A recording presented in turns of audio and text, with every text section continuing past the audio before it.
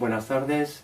Bueno, voy a explicaros un truco para que podáis reconocer una perífrasis verbal y diferenciarlas de otras formas, otros verbos que aparecen juntos y que no forman perífrasis verbales, sino que forman oraciones compuestas. Bien, el truco lo tenéis aquí, se denomina combinación de verbos separable y os voy a explicar ahora estos tres pasos que hay que seguir, o tres maneras, para ver cuándo se comportan como una perífrasis verbal y cuándo no lo es. ¿De acuerdo? Bien, aquí os he puesto varios ejemplos, tres ejemplos, que no forman perífrasis verbales, y estos dos, que como podéis comprobar, sí que son perífrasis verbales. Bien, ¿cómo sabemos que intenta convencerle o lleva descosido el bajo de la falda o Juan desea comer no son perífrasis verbales? Bien, pues lo primero, sabemos que la perífrasis verbal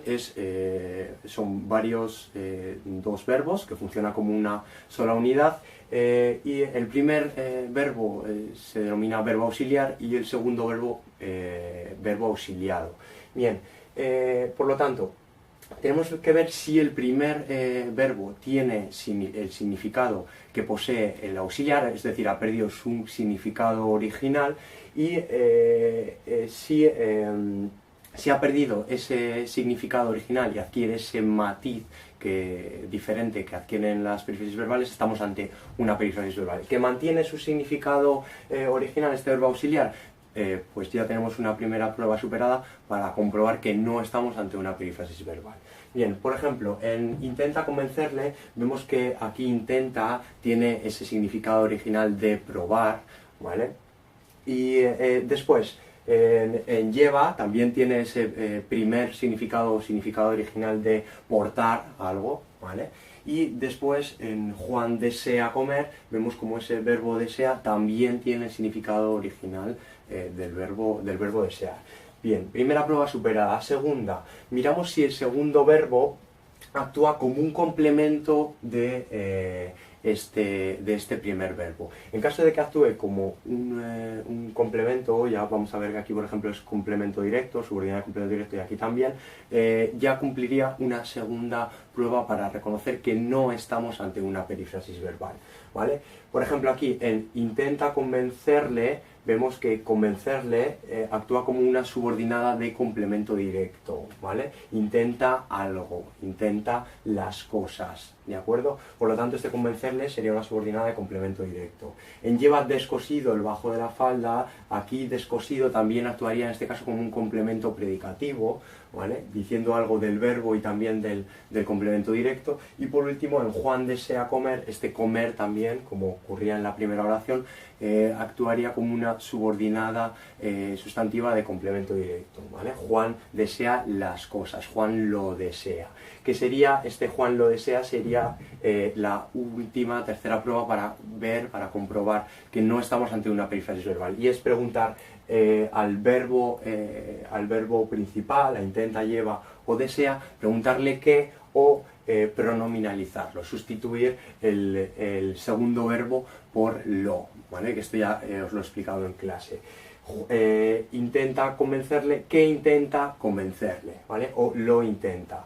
Lleva descosido el bajo de la falda, ¿qué lleva descosido el bajo de la falda? O Juan desea comer, ¿qué desea comer? ¿Vale?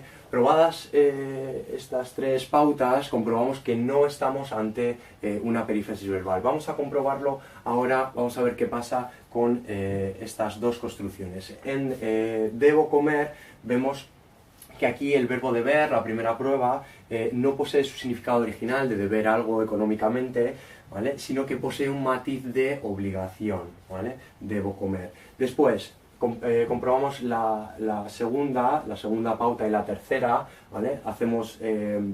Vemos que comer aquí no actúa como ningún complemento, ninguna subordinada de complemento directo, porque hacemos la pronominalización y la pregunta ¿qué debo?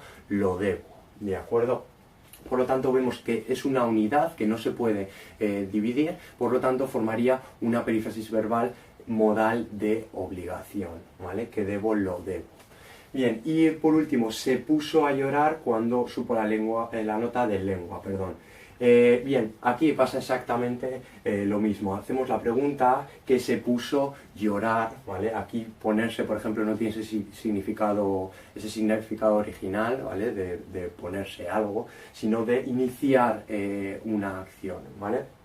Por ello estaríamos ante una perífrasis verbal incoativa, ¿vale? Y tampoco nos valdría, sería gramatical, al hacer la pregunta ¿qué se puso a llorar? ¿Vale? Estaría gramatical. Por lo tanto, esta es la prueba más fiable, ¿vale?